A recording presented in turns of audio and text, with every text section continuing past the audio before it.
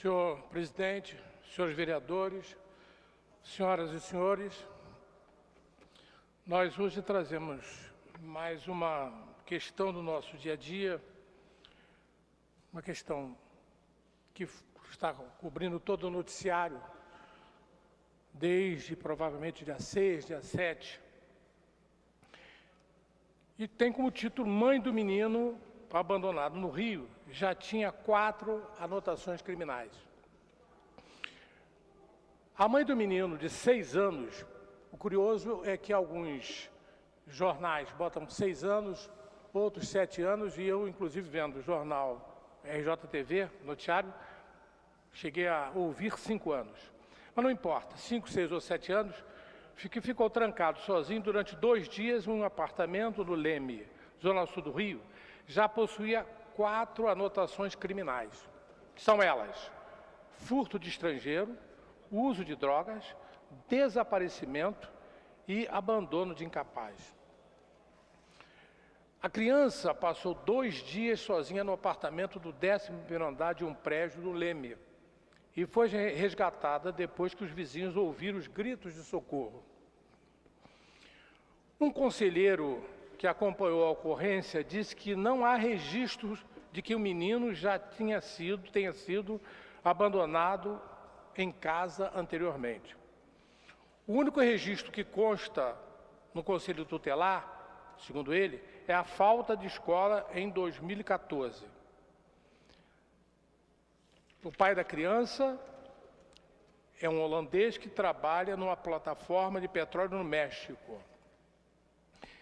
O que é interessante é que a delegada diz o seguinte: apesar do Conselho Tutelar dizer que não havia nenhum registro em relação a um fato semelhante anterior, em relação ao abandono, a mãe, conhecida apenas como Thalita, já havia deixado a criança sozinha em outra ocasião. Ela já tem um histórico. Há 2 anos, ela já deixou o filho há alguns dias trancado. Estamos procurando a mãe, parece que inclusive foi presa hoje, mas ainda não a encontramos, disse a delegada Tayane Moraes. Pois bem, o que chama atenção nisso aí é o seguinte: a polícia fez sua parte, fez as 4 anotações criminais referentes à mãe. A escola fez a sua parte. Quando a criança estava faltando, notificou as faltas ao Conselho Tutelar, que, por sua vez, comunicou a mãe. Então, a escola fez sua parte, o Conselho Tutelar fez sua parte, a polícia fez sua parte, mas a criança continuou abandonada. Tanto abandonada que a mãe voltou a cometer o mesmo delito dessa semana passada. Pelo artigo 227 da Constituição, a criança, o adolescente, o jovem, devem ser tratados pela família, pela sociedade e pelo Estado, senhor presidente, com prioridade absoluta. Esse é um princípio constitucional. É, portanto, um direito fundamental que obriga os 3, sociedade, família e Estado, a dar prioridade absoluta à criança. Mas a falta de entrosamento entre essas instituições que trataram do caso do menino do Leme é uma evidência de que precisamos criar mecanismos para que a criança seja efetivamente cuidada de forma a não se transformar em um adolescente infrator. Então, aí está, bem concreto, uma questão que nós temos que debater a fundo. Falta entrosamento. Cada setor trabalha como se não tivesse nada a ver um com o outro. E a criança no meio disso tudo aí.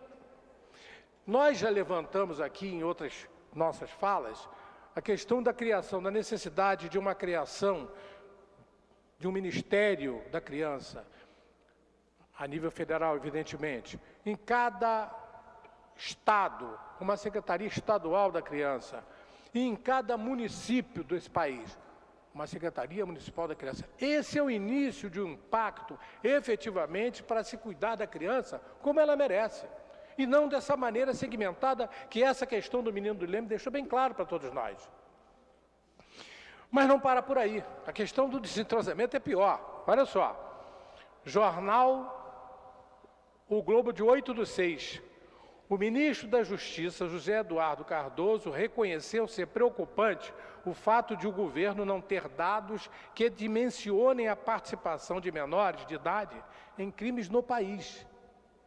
Vejam só, a questão de informações na área de segurança não é só falha na parte da delinquência juvenil, ela é falha como um todo. Quer dizer, o governo federal não tem nenhum controle sobre a questão da segurança. Quem diz não sou eu, quem está dizendo isso aqui é o senhor ministro da Justiça. O governo atribuía a entidades privadas números mostrando que jovens responderiam por até 1% dos homicídios registrados no território nacional. Porém, as instituições Unicef e Fórum Brasileiro de Segurança Pública negaram serem autores dos levantamentos. Então, isso é uma comprovação cabal que nós não temos nenhuma política voltada para a prevenção e nem para tratamento das questões que envolvem as nossas crianças e os nossos adolescentes. Se o governo não cuida de um assunto tão relevante como essa questão, quem cuidará? Querem alterar a Constituição suprimindo o direito fundamental, mas não tratam de cuidar desses direitos fundamentais da criança.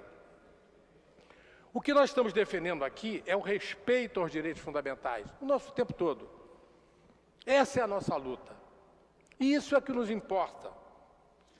O artigo 228 da Constituição define que a maioridade penal tem que ser aos 18 anos e que é uma cláusula pétrea. Não sou eu quem disse isso aqui, portal IG. Isso é um direito fundamental. E defendendo os direitos fundamentais, nós nos preocupamos com o que vem acontecendo nos últimos dias. Vejam só. PMs fazem desfile de presos no carro aberto, em carro aberto, no sertão da Paraíba. Um comboio de carros da polícia, com sirenes ligadas e escoltado por motos, conduziu presos em cima de caminhonetes até a delegacia de Patos, a 266 quilômetros de João Pessoa, no sertão da Paraíba, no último sábado. Quer dizer, um aspecto circense demonstrando que não há nenhuma preocupação com direitos e com princípios fundamentais que têm que ser preservados, como, por exemplo, da presunção da inocência. Essas pessoas foram capturadas e colocadas em cima de um comboio, de uma caminhonete, expostas ao ridículo, sem mesmo serem investigadas. Elas foram condenadas previamente. A presunção da inocência foi jogada na lata do lixo. O processo legal foi jogado na lata do lixo. A ampla defesa e o contraditório foram colocados no lixo. Inclusive, 2 desses suspeitos foram mortos na operação.